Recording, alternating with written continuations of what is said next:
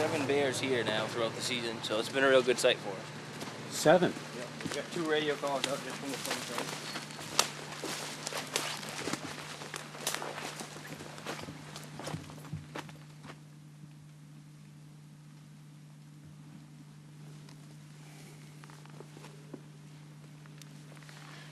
We want the bear to step in a certain spot. The spring swings up right here.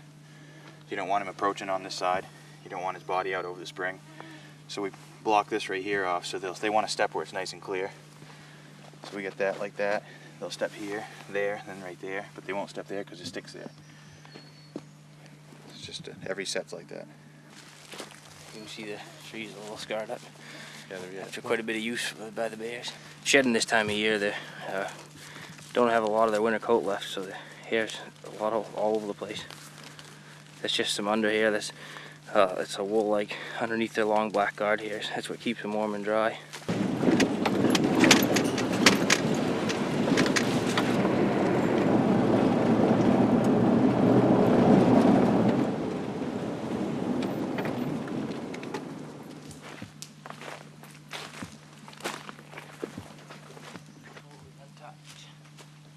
Untouched? Yep.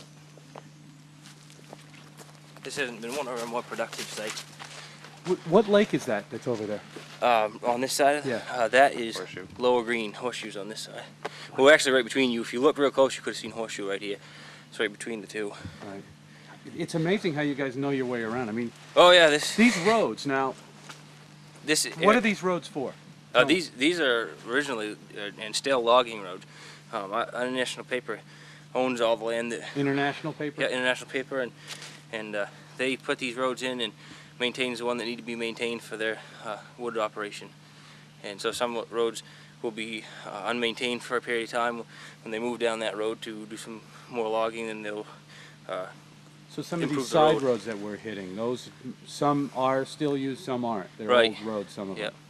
And do they just go in and then die? Or do they take you anywhere else? I mean, do they just dead end? Some are dead end, some are. And some are more of a main route, and they end up. You know in a lot places. about this area? Now we do. With this whole new area for all of us, we started pre-baiting down here in the middle of April, and we've been working here steady since then. Oh, so, is that what you've had to do? Yep. That's the idea, is you got to pre-bait these things. You have more success before that way. you set up the traps, yep. so that they come and get used to it. Yeah, well, they don't necessarily get used to it, but what we want to do is if we do have any that are feeding at any sites, the day we start trapping, we want to have some bear activity so that we don't go a long period of time without catching any bears.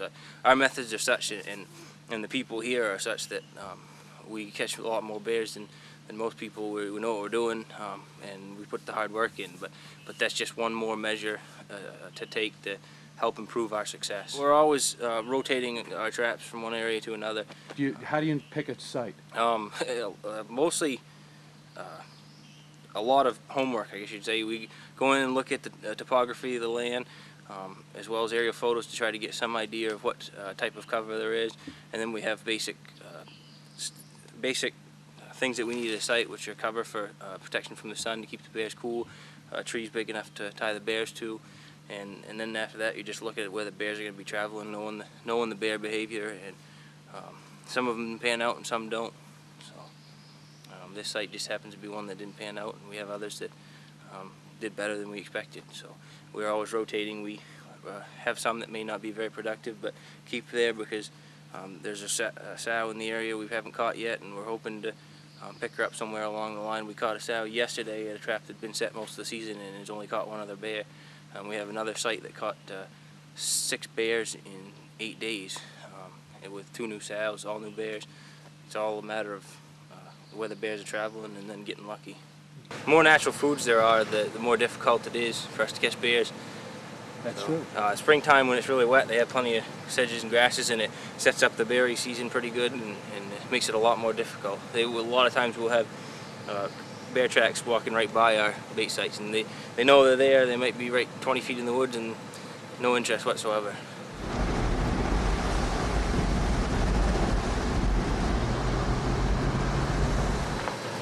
This is another real productive site. We've caught a number of bears here. Right off the top of my mind, I know we did catch sow and a female yearling at the same time, so that was 2 radio collars out right there. That female yearling was with her at the time, but right now she's on her own, and she will be for the rest of her life.